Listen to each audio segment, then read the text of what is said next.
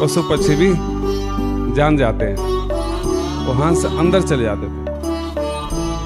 उसी समय देखा, हाथ थक कर बैठ गया, देखा कि कोई महात्मा आया है और उसको देखते हंस पास में आ गए।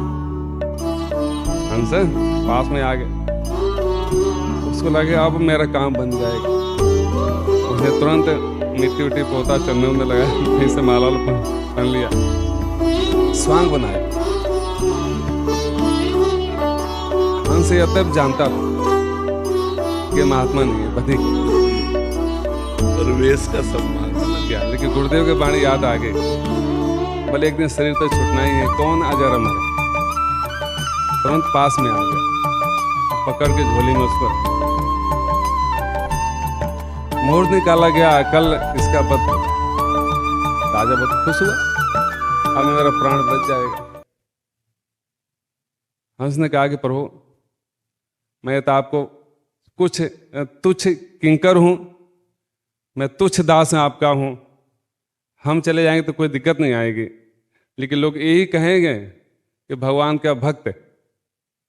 और परहित जो परहित है, परहित में जो प्राण दान दिया उसका अहित हुआ, ये लोग कहेंगे। मैं ये नहीं कर रहा, आप मेरी रक्षा करिए कि जय विधि परम प्रसन्न जी जो है करुणा सागर, आपको जैसे अच्छा लगे वैसे करिए। भगवान तो सजग हो गए, भगवान तुरंत वैद का रूप धारण किए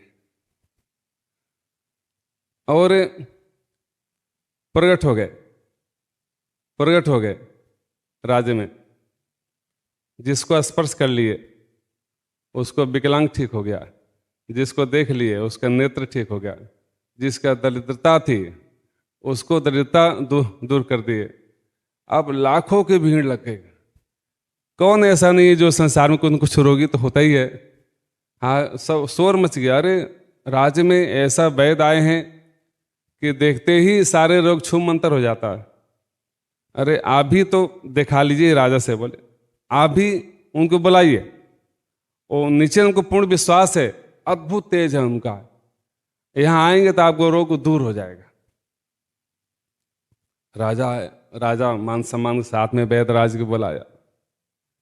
भगवान ने कहा, राजन, निरीह पशु पंछी को तुम वध करके तुम आत्म कल्याण करना चाहते हो, तुम अपना रोग सही करना चाहते हो।